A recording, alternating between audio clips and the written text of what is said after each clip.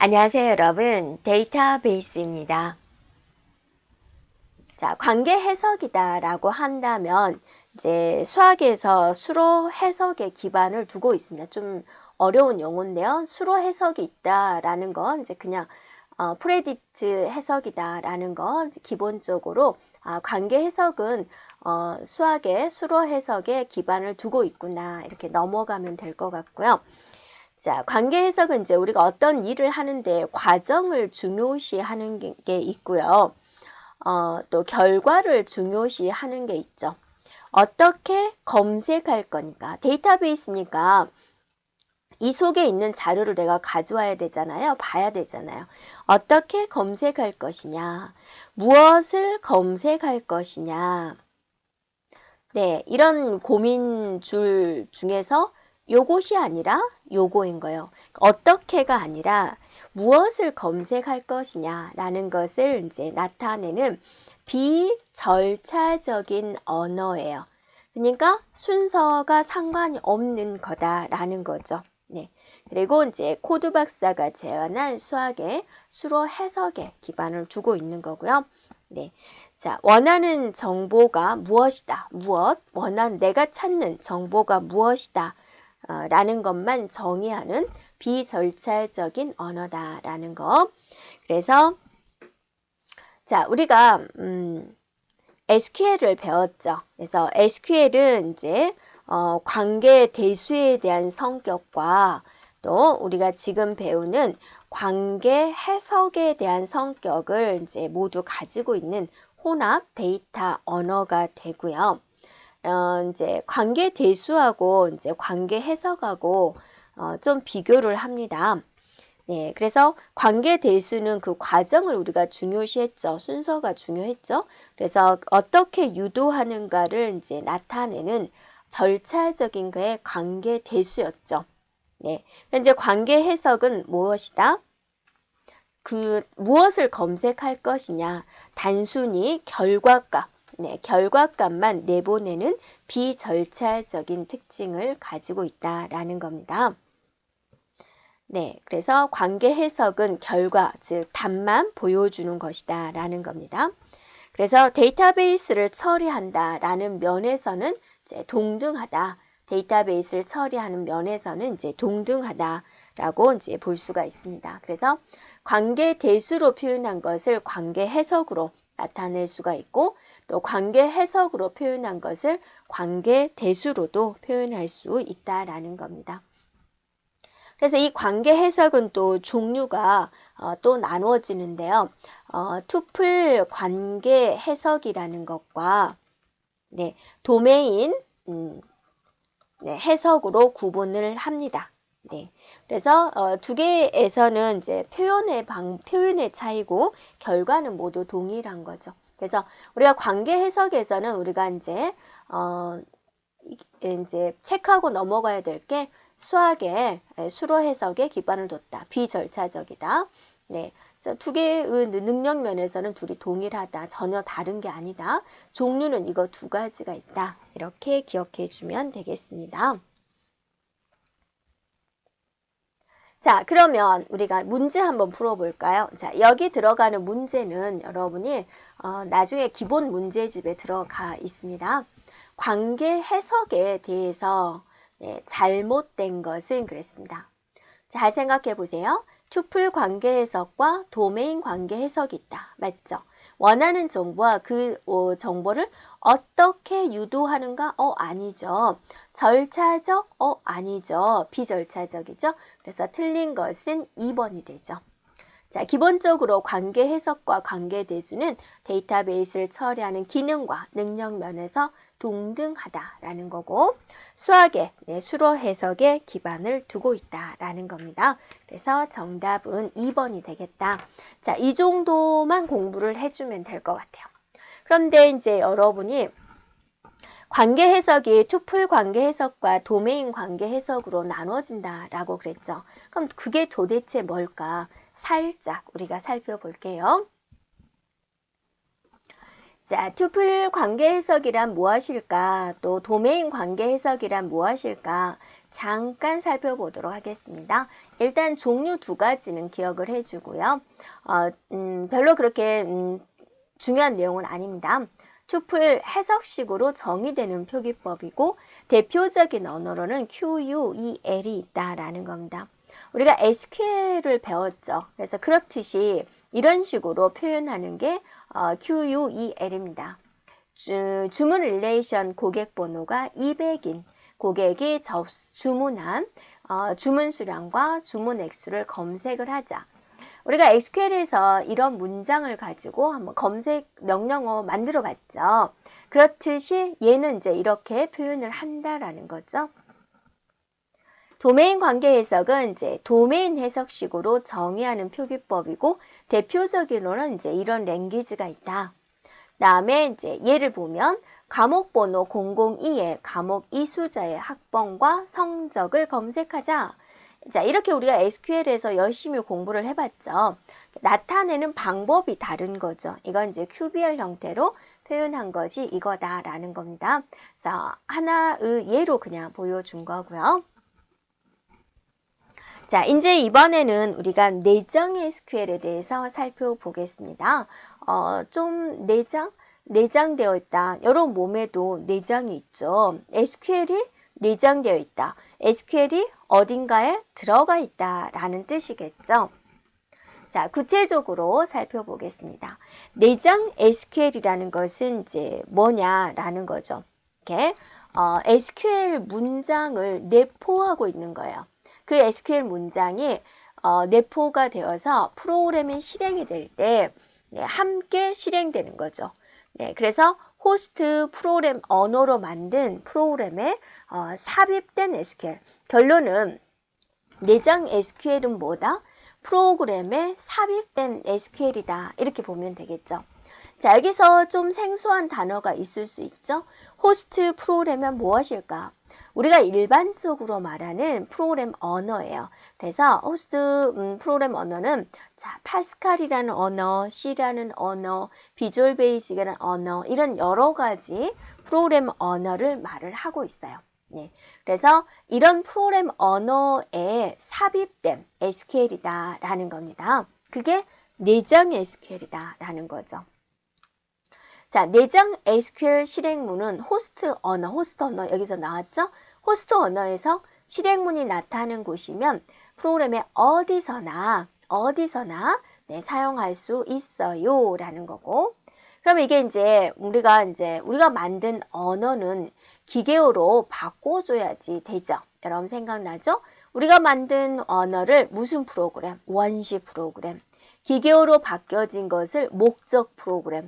이것이 뭐가 돼야 돼요? 번역을 돼야지 기계어로 바뀌어지는 거죠.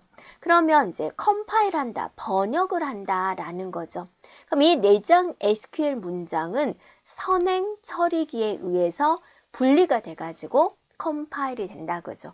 내장 SQL 문은 따로 분리가 되는 거죠. 따로 분리가 돼가지고 선행 처리기가 처리를 해준다라는 겁니다. 자, 호스트 변수, 원래 프로그램 언어의 변수와 데이터베이스 필드 이름은 서로 같아도 돼요 라는 거죠. 그러면 뭔가 구분하는 게 있겠죠. 자, 내장 SQL문에 사용된 호스트 변수의 데이터 타입은 이에 대응하는 데이터베이스 필드 SQL 타입과 일치해야 된다. 자, 이름은 같아도 되고 틀려도 되고 서로 타입은 뭐 문자 형태, 숫자 형태 그런 타입은 일치해야 된다라는 거죠. 자, 그러면 이제 호스트 언어의 실행문과 구분시키는 방법입니다. C나 C++에서 내장 SQL문은 표시가 있겠죠. 자, 달러와 세미콜론 사이에다가 기술해야 된다라는 거고, 비주얼 베이직에서는 내장 SQL 문 앞에다가 EXEC SQL을 기술을 합니다. 자, 이거는 우리가 기억을 해주고요. 그리고 변수를 구분을 합니다. 내장 SQL에서 사용하는 이제 변수는 변수 앞에 콜론을 붙여주세요. 이것도 기억을 합니다. 네, 되겠죠? 네. SQL문이 이제 여기 안에 들어갔을 때 C나 C++에서는 달러와 세미콜론 사이에 기술하고 비주얼 베이직에서는 EXEC SQL을 기술하고 변수 앞에다는 콜론을 붙여줍니다. 기억을 해주면 되겠습니다. 이거는 기억을 하세요. 자, 그 다음에 커서라는 게 있습니다. 커서라는 게 또 뭐냐라는 거죠. 이거는 이제 내장 SQL문의 수행 결과. 자, 반환될 수 있는 복수의 투플들을 액세스할 수 있도록 해주는 개념이에요. 그러니까 복수의 투플들 뭐였어요? 이런 행이었죠. 이런 행들을 액세스할 수 있도록 해주는 걸 커서다라고 한다라는 거죠. 쉽게 생각한다 그러면 이제 검색된 투플이 여러 개잖아요. 그러면 첫 번째 투플에 대한 포인터다. 이렇게 생각해도 되고요. 커서를 사용해 가지고 질의의 결과, 질문한 결과로 반환될 수 있는 투플들을 한 번에 하나씩 차례로 처리할 수 있어요 라는 거고요. 자, 여기서 쓰는 명령어가 있습니다. 자, 이 명령어는 커서를 정의하는 등 커서에 관련된 선언을 하는 명령이고요. 오픈이다 라고 하면 이제 질의된 결과, 내가 질문한 결과 첫 번째 투플을 지정하도록, 위치시키도록, 포인트하도록 설정하는 것. 자, 클로즈는 뭐냐면 종료시키는 거죠. 수행 결과에 대한 처리 종료를 하고 네, 커서를 이제 닫기 위해서 사용되는 명령이다라는 겁니다. 그래서 커서다라는 이제 정의, 개념에 대한 정의 정도 알고 있으면 좋을 것 같습니다. 그렇게 출제 빈도는 높은 파트는 아닙니다. 그래서 우리가 이제 여러 문서 작성할 때 커서가 있는 곳에 문서가 작성이 되듯이 여러 투플들이 검색을 했을 때 처음 투플을 가리키는 곳에 포인터가 있다, 커서가 있다. 쉽게 생각해서 그렇게 생각해 주면 될 것 같아요. 자, 여러분 이 문제 풀어볼까요? 네. 자, 삽입 SQL, 내장 SQL에 대한 설명 중 옳지 않은 것은 자, 응용 프로그램에 삽입돼서 상용되는 SQL. SQL 문장의 식별자로서 EXEC SQL을 앞에 기술하는 거죠. 네, 비주얼 베이직에서 그렇죠. 호스트 변수와 데이터베이스 필드의 이름은 같아도 되죠. 호스트의 변수는 SQL 변수와 구분하기 위해서 앞에 퍼센트 기호를 붙이나요? 아니죠. 뭘 붙이나요? 바로 콜론을 붙이는 거죠. 콜론. 네. 그래서 이거를 붙여요. 정답은 네, 4번이 되는 거죠. 틀린 걸 고르세요 라는 거니까. 데이터 웨어하우스에 대해서 살펴보겠습니다. 데이터 웨어하우스는 의사결정 지원을 하기 위해서 시간에 따라 변화하는 데이터들을 모아놓은 것이다. 우리가 이제 하우스 하면 뭔가 모여져 있는 것을 의미를 합니다. 그래서 이런 데이터 웨어하우스는 그런 데이터들을 모아가지고 복잡한 분석을 하고 또 새로운 지식으로 발전을 하고 의사결정 지원을 하기 위한 데이터에 대한 접근을 제공합니다.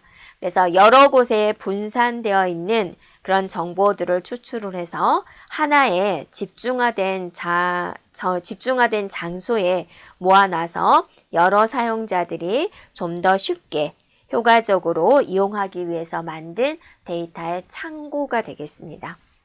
이 데이터 웨어하우스가 가지고 있는 특징이다. 그러면 주제 중심적인 데이터 저장입니다. 그래서 의사결정에 딱 필요한 주제만 저장하는 것이고 통합된 저장이다. 속성에 대한 이름, 데이터 타입, 또 단위 이런 것에서 일관성을 갖는 것이고요. 자, 시간에 따라 변화되는 값을 유지합니다. 그래서 시간에 따라 모든 순간순간의 값을 유지하고요. 비갱신성이다 그랬습니다. 데이터 웨어하우스는 적재, 그 다음에 그거를 읽기만 가능하고요. 이거를 수정하거나 삭제하는 것은 하지 않습니다. 네, 그렇기 때문에 무결성이 유지가 되고, 네, 동시성 제어가 가능하고, 또 회복, 이런 것들이 간단하다라는 특징을 가지고 있습니다. 데이터 마트에 대해서 살펴보겠습니다. 데이터 마트다 그러면 데이터 웨어하우스인데 그 중에서 이제 하나의 기관의 특정한 부서 또 특정한 사업의 요구를 지원하는 전문 데이터 웨어하우스가 되는 것이고요. 그래서 특정한 부서나 특정한 사업에 관련된 전문 정보 형태로 관리를 한다라는 겁니다. 그래서 이 데이터 마트는 독자적으로도 할 수가 있고 또 데이터 웨어하우스와 연결될 수도 있고요. 이 데이터 마트를 구축하는 방법에는 데이터 마트 기능을 수행할 수 있도록 데이터 웨어하우스를 구축하는 방법 또는 여러 개의 데이터 마트를 구축을 하고 이거를 데이터 웨어하우스로 통합하는 방법 네, 이러한 것들이 있습니다. 그래서 데이터 웨어하우스하고는 분리되는 게 네, 효율성 측면에서는 좋다라고 하고요. 네, 다차원 정보를 제공을 하고 주로 OLAP 등의 툴을 이용해서 분석 업무를 수행을 합니다. 자, OLAP라는 것은 무엇이냐면 대규모 데이터, 대규모 레코드를 대상으로 해서 시장 분석을 하고 또 판매 동향 분석을 하고 네, 이런 것들을 수행하는 복잡한 트랜잭션 처리에 대한 응용을 말을 합니다. 자, 전문적인 데이터 웨어하우스다라고 한마디로 정리할 수가 있겠고 또 데이터 마이닝이다, 텍스트 마이닝이다 라는 말을 하는데 또 두 개를 혼용해서 사용하고 있습니다. 데이터 마이닝이다 라는 것은 엄격하게 데이터 마이닝과 텍스트 마이닝을 구분을 해본다면 데이터 마이닝은 기존에 알려져 있지 않은 의미 있는 정보를 새롭게 발견을 하는 것이다. 그러니까 이런 거죠. 슈퍼에 갔는데 맥주를 사는 사람, 기저귀를 사는 사람들이 맥주도 같이 사는 거예요. 맥주를 사는 그 상승 곡선과 기저귀를 사는 상승 곡선이 같아지고 있는 거예요. 그래서 분석을 해봤더니 맥주를 산 사람들이 기저귀를 사더라.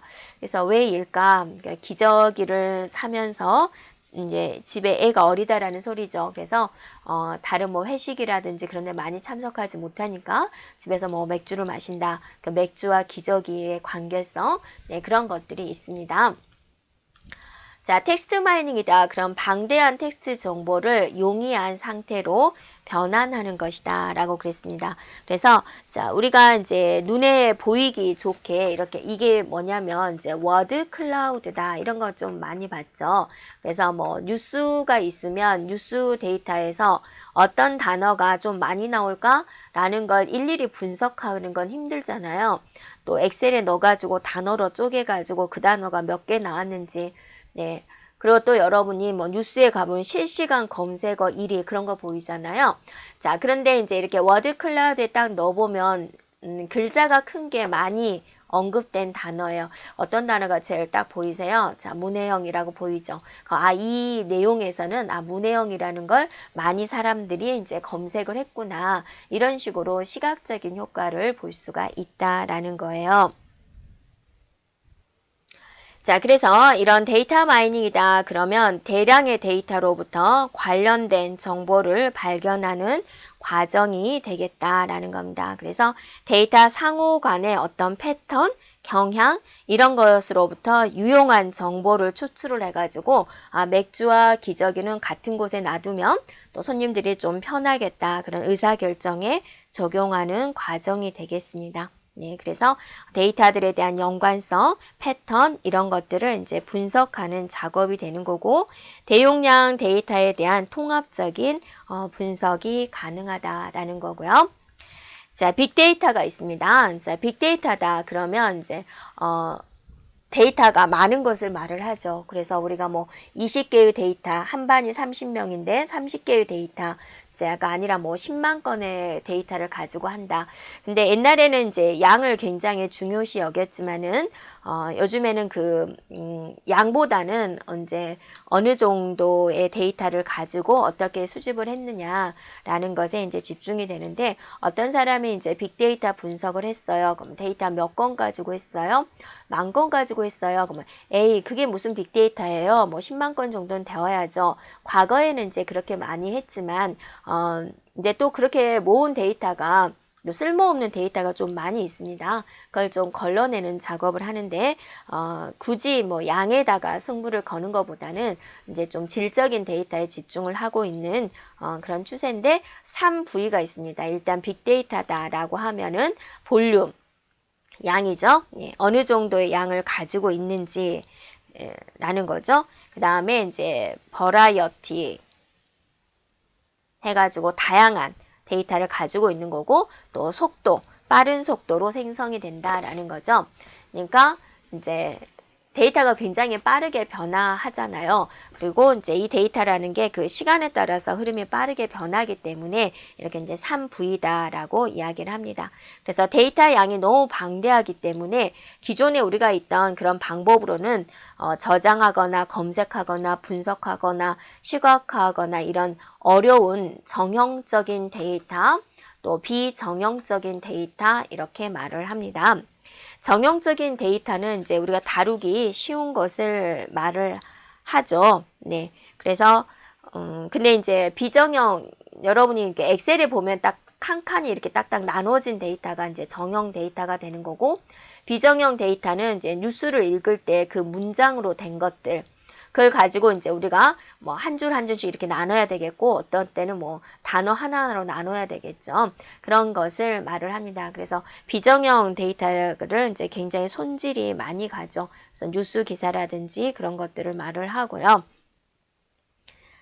그래서 요즘에는 어떠세요? 이렇게 정형 데이터 분석은 쉬운데 이제 비정형 데이터에 대한 양이 급증을 해서 텍스트 분석에 대한 필요성이 많이 증가가 되고 있는 그런 추세가 되고 있습니다. 그래서 이런 빅데이터 활용을 통해서 고객의 행동을 미리 예측을 하는 거예요. 그래서 이제 이 고객이 우리 회사의 주 고객이 될 것이냐, 아니면 이제 뭐 그만둘 고객인지를 판단을 하고, 또 매출이 많이 올리는, 우리가 이제 100명에 있다 그러면 그 중에 20%가 전체 매출의 80%를 달성을 한다. 그럼 그 20%의 고객에 또 집중을 해야 되겠죠.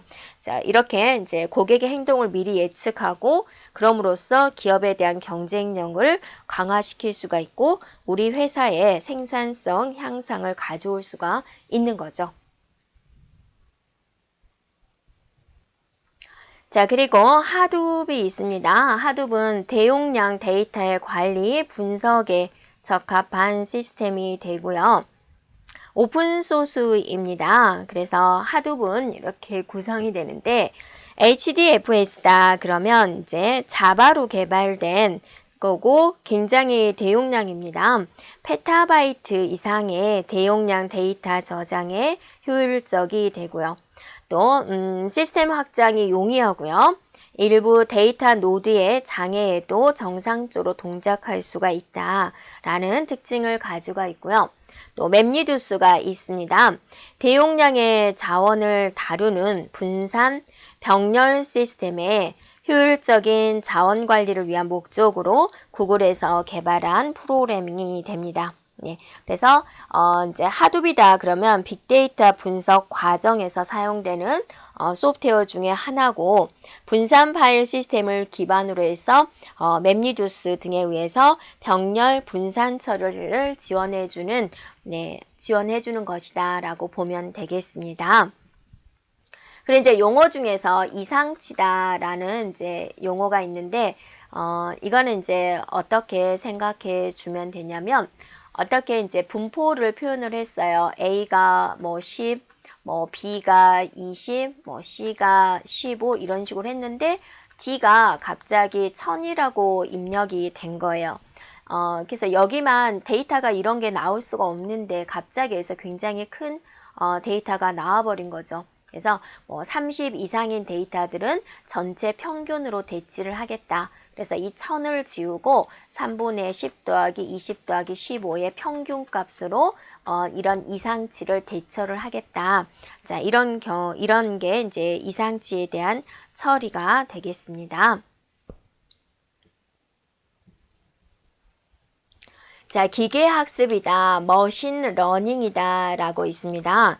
자, 이거는 이제 뭐냐면 기존의 데이터를 분석을 해가지고 앞으로 일을 예측하는 그런 기법이 되고요. 기존의 데이터를 이용해서 어떤 패턴의 분석을 해가지고 아직 일어나지 않은 미지의 일을 예측하기 위해서 만들어진 겁니다. 그래서 암 환자에 이용이 될 때는 막 이제 이런 환자는 이렇고요. 이런 환자는 이렇고요. 자, 많은 과거의 흔적이 있겠죠. 그게 이제 패턴이라고 합니다. 그리고 어떤 규칙성이 분석이 됩니다. 그래서 이제 수술을 하겠죠. 그래서 수술해서 생존할 가능성, 그렇지 못할 가능성, 이런 환자들은 이제 이런 패턴을 보이면 생존이 가능하더라. 그런 데이터가 있겠죠. 그래서 새로운 사람이 들어오면은 그거를 이 사람의 데이터를 과거의 데이터 분석을 해가지고 몇 % 생존율이 있어요. 라고 이제 예측을 한다라는 거죠. 자, 모바일 데이터베이스입니다. 데이터베이스다 그러면 굉장히 고용량이잖아요. 그런데 이동 컴퓨터 기기에 사용되는 데이터베이스를 말을 합니다. 그래서 일단 모바일에 들어갈 수 있다라는 거죠. 그래서 소용량이다 라는 거고, 모바일은 이동이 가능하기 때문에 어디서나 데이터베이스를 사용할 수가 있고, 또 기존의 데이터베이스, 또 모바일 데이터베이스 간에 또 복제, 동기화가 강조가 되어 있습니다. 그래서 내장형이다 그랬습니다. 조그만 소형 기기에도 어플리케이션과 일체형으로 탑재가 가능하다. 그래서 간단하게 다운로드 받아서 운영할 수 있는 그런 특징을 가지고 있고요. 과거에 이제 데이터베이스가 나오고 나서부터 모바일 데이터베이스가 이제 시장에 출현하게 되었고, 소형 기기인 이제 노트북이나 휴대폰 이런 작은 사이즈를 지원을 하고 있습니다. 그래서 이런 것들은 금융 서비스, 또 운송, 물류 이런 분야에서 다양하게 응용이 되고 있습니다. 자, 여기까지 데이터베이스에 대한 내용이었습니다.